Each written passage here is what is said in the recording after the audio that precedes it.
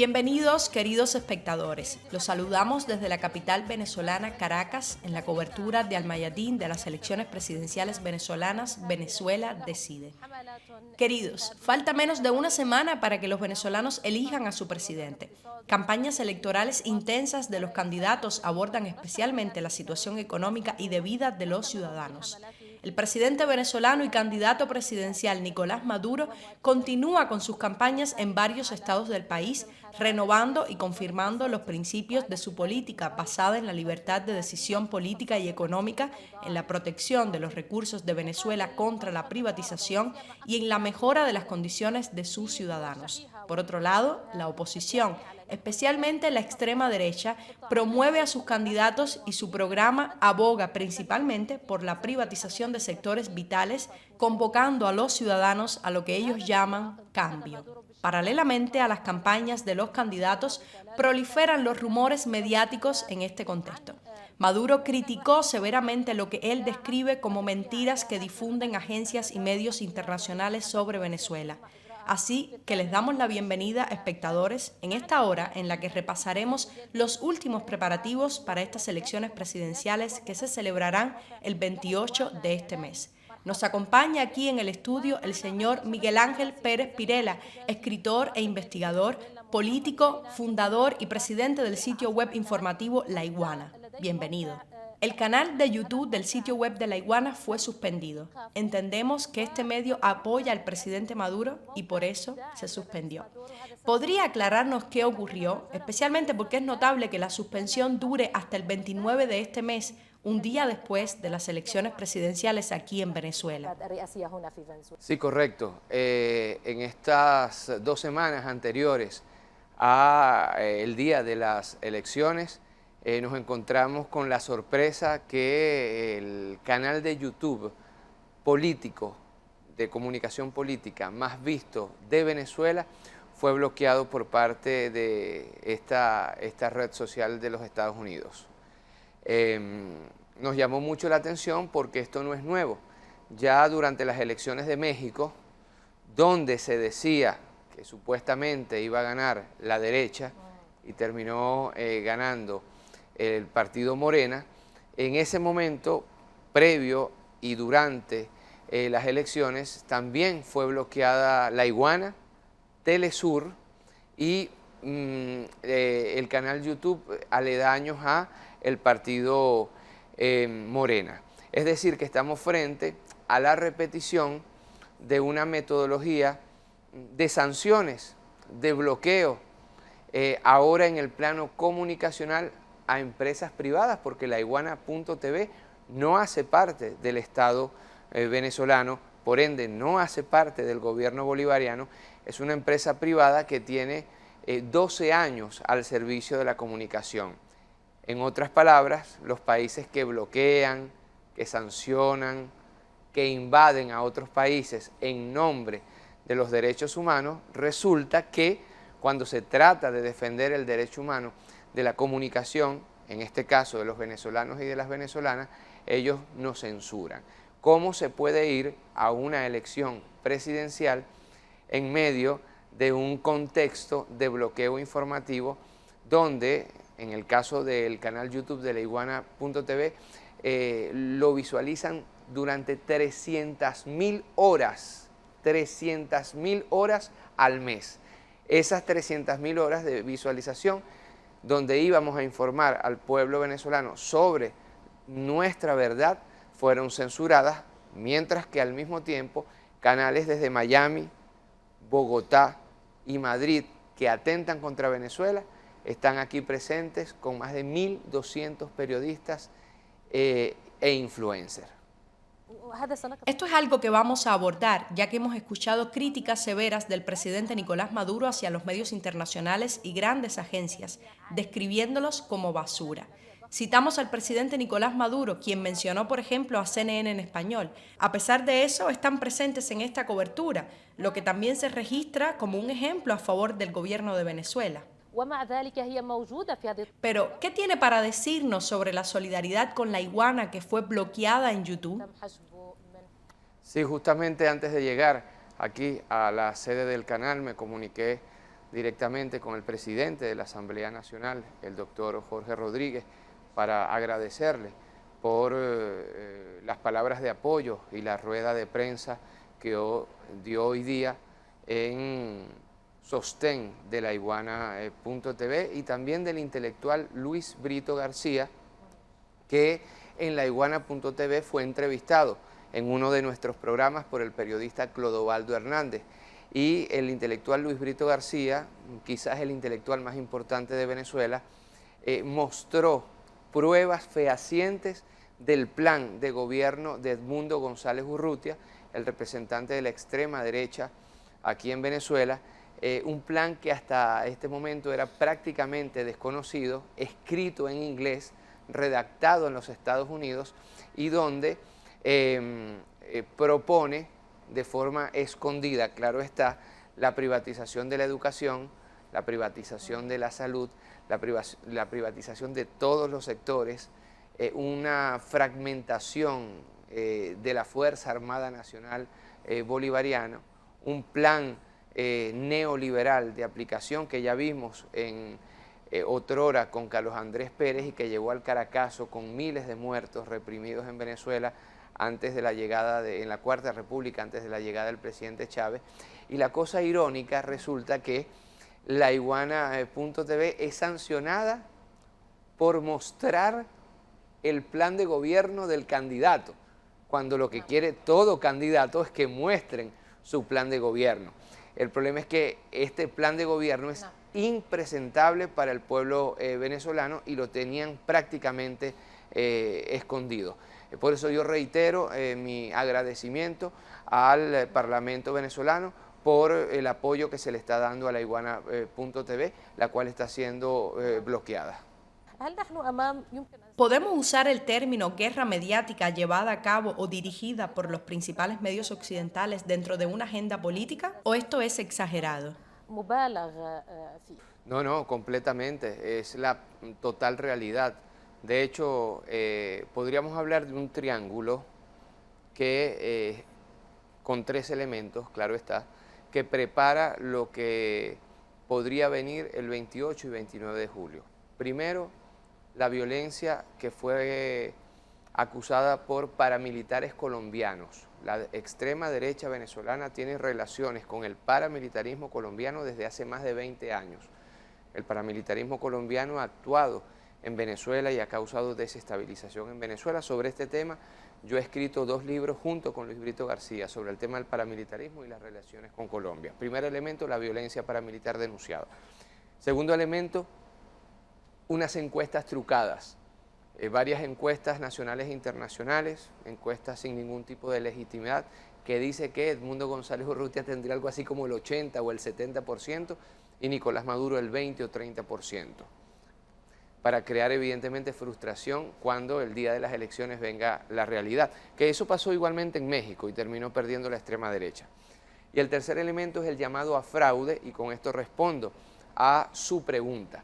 Porque ya desde medios internacionales, Madrid, insisto yo, Bogotá, Miami, se viene cantando fraude desde hace ya varios días. Cuando nosotros mezclamos este triángulo, estos 3 elementos, violencia paramilitar, el tema de las encuestas trucadas y el tema de los cánticos de fraude, se está preparando entonces un contexto de violencia, como se dice aquí en Venezuela, de guarimba, de intentona, de guerra civil, que no solamente ha sido acusado por el presidente Nicolás Maduro, sino también por candidatos de la oposición y por líderes de la derecha moderada y de la izquierda. Yo lo advierto desde hoy, yo lo advierto a pocos días de las elecciones presidenciales. La extrema derecha venezolana, y esto no es nuevo, la extrema derecha venezolana, una vez más, solamente aceptaría un resultado que le sea favorable. De no ser favorable, está preparando actos violentos en Venezuela con el apoyo no solamente de gobiernos internacionales como los Estados Unidos, sino más aún de la mediática internacional, la mediática privada, que ya está preparando el contexto psicológico para una violencia generalizada en el país. Este es un punto importante al que volveremos. Pero también es notable en nuestra cobertura que la plataforma La Patria, que es de la oposición de extrema derecha, realizó una encuesta de opinión que arrojó un resultado del 70% a favor del presidente Nicolás Maduro en estas elecciones, por lo que eliminaron la noticia e incluso la encuesta de las redes sociales. ¿Esto está en el mismo contexto que lo planteado por usted, señor Pirela? Conozco muy bien La Patilla porque la Iguana.tv desde hace varios años se encargó de quitarle el primer lugar que tenía hace muchos años. La Patilla es un medio de propaganda de los Estados Unidos aquí en Venezuela. De hecho, su director, Alberto Federico Rabel, ni siquiera vive en Venezuela, vive en Bogotá, entre Bogotá y los Estados Unidos, y hace negocio. Hasta la misma Patilla se vio contradicha en su matriz de opinión, según el cual Edmundo González Urrutia estaría ganando 80-20. La Patilla, hay que recordar, fue el medio de difusión fundamental de Juan Guaidó, quien creó un gobierno paralelo aquí en Venezuela. Después del gobierno paralelo de Juan Guaidó, vino esta intentona por llegar al poder de María Corina Machado a través de Edmundo González Urrutia. Pero qué casualidad, a La Patilla nadie la bloquea. La Patilla que se ha encargado de ser una máquina de fake news. En cambio, la verdad de Venezuela expresada por portales como la Iguana.tv vienen castigadas por YouTube. Volveremos a este punto y hablaremos del escenario que mencionó, ya que habló de una preparación psicológica. ¿Cuál es el objetivo después de eso? Habló de un intento de golpe mediático. ¿Es este el escenario del que hablaba? ¿Es aplicable? Bueno, Venezuela, desgraciadamente, fue el primer país en el mundo en donde se aplicó un golpe de Estado mediático. Recordemos contra Hugo Rafael Chávez Frías por parte de la oligarquía venezolana. Llegó Pedro Carbones Tanga, que dirigía Fede Cámaras, la organización de grandes empresarios, y dieron un golpe de Estado a partir de las televisiones, la radio y la prensa escrita.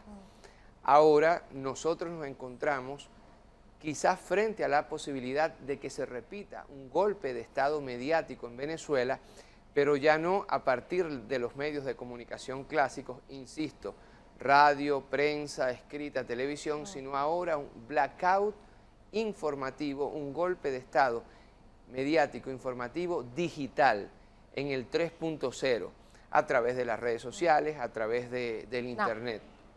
Es un caso realmente preocupante porque ya comenzamos a ver cómo medios, insistimos, como la Iguana.tv, empiezan a ser bloqueados, empiezan a ser censurados y crece cada vez más, a menos de una semana de las elecciones, una presión mediática a partir de los medios digitales, de las redes sociales.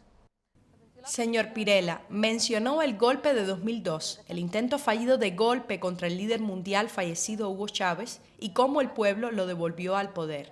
No le afectaron las campañas mediáticas, aunque sí recordamos grandes agencias de noticias occidentales que participaron en este intento de golpe. Y hoy hablamos de medios de comunicación acusados de intentar confundir y socavar la credibilidad de estas elecciones, y aún así se les permite cubrirlas. ¿Cuál es su comentario sobre este punto? Y la segunda pregunta, ¿estamos en las mismas circunstancias y condiciones que evitan cualquier golpe, incluso mediático? Bueno, recordemos que anteriormente un medio de comunicación impreso, radial o televisivo tenía sede en Venezuela. Es decir, cuando le dieron el golpe de Estado a Nicolás Maduro, el pueblo venezolano pudo acercarse, por ejemplo, al canal privado Globovisión, al periódico privado El Nacional, para exigir que devolvieran al presidente.